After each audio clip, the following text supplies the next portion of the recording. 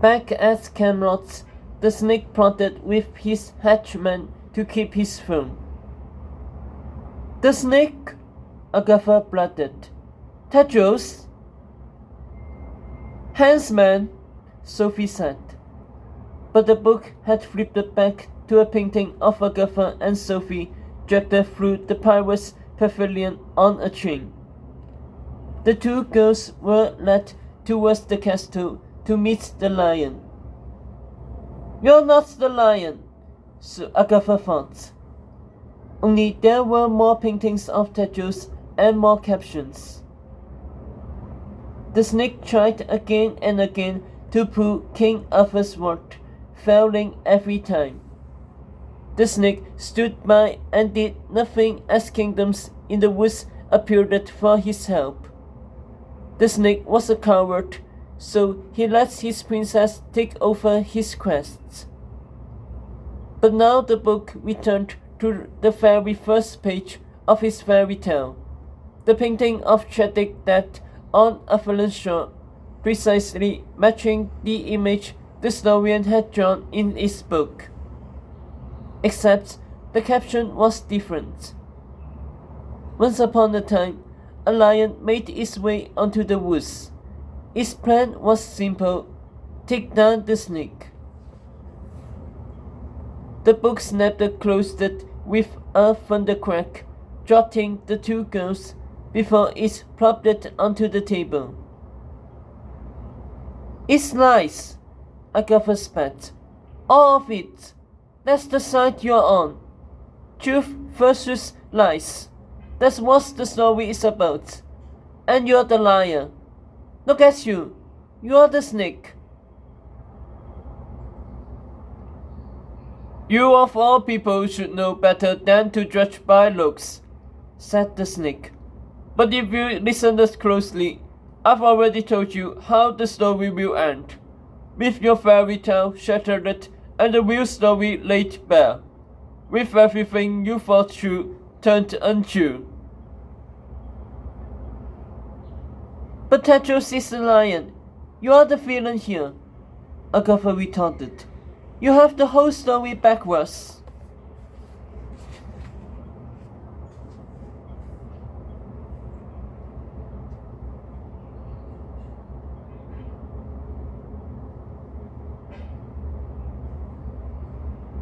"Says your pen. Mine says differently."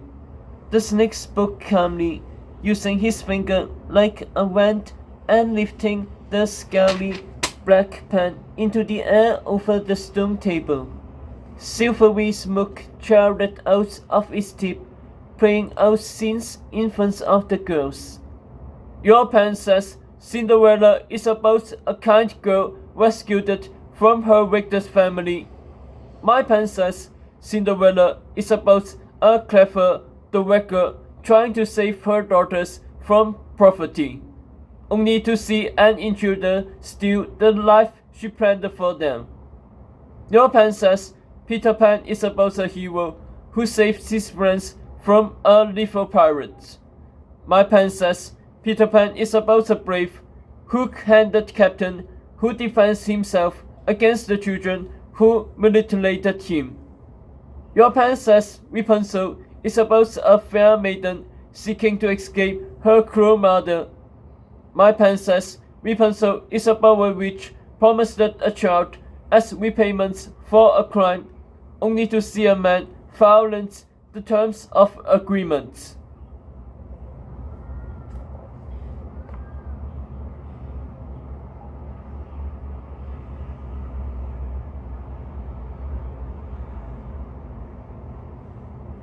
The ghostly smoke curled into the silhouette of a silver mask, blue eyes blinking beneath. "And while your pen says the tale of Sophie and Agatha is about two girls battling an evil schoolmaster." The pen's phantom mask turned green. "My pen says it's about a young man's soul traveling through generations who finally found true love with a girl, only to learn it was a lie." The smoke dissipated, revealing the green-masked man behind it, his gaze on Sophie. It's not possible, Sophie sputtered. You can't be back. But from the way Agatha saw her looking at him, Sophie seemed to have no doubts he was. It all comes down to this. Your pen thinks I'm the snake. My pen thinks I'm the lion.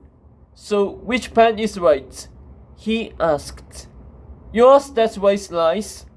He glared at the two girls, his black, scowly pen spinning over his black, scowly hand. All mine, that's why's the truth.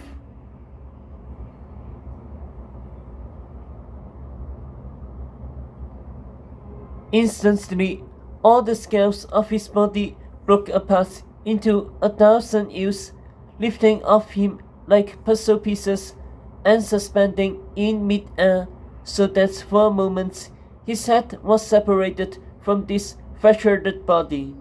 The slimy ewes squirmed as they floated, with no visible hands or tails, each one identical to the snake's pen, which now hovered right above where his heart should be.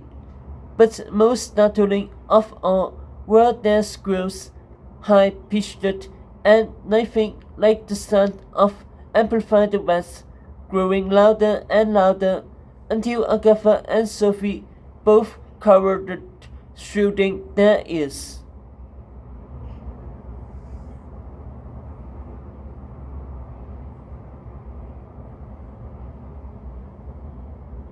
In a flash, the ewes went quiet and flew back into formation, rebuilding his shiny black suit.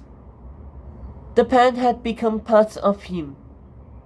The snake loomed over the girls. We'll see which is wise in the end, won't we? From the way his eyes shimmered, Agatha knew he was smiling. She could see Sophie's face change. There was something here Sophie didn't recognize, something that didn't match up with her once evil prince. Who are you? Sophie breathed.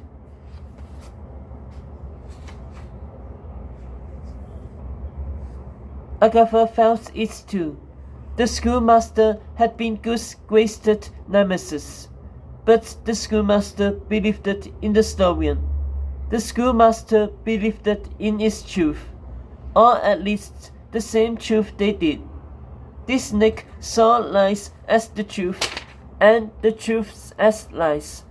For a second, Agatha was back at school, trying to reconcile two sides that once seemed so clear and were now blurring into one.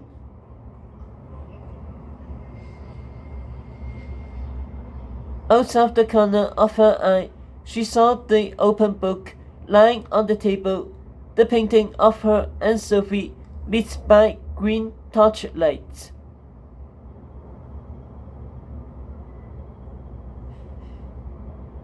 One of them would die today, but which one?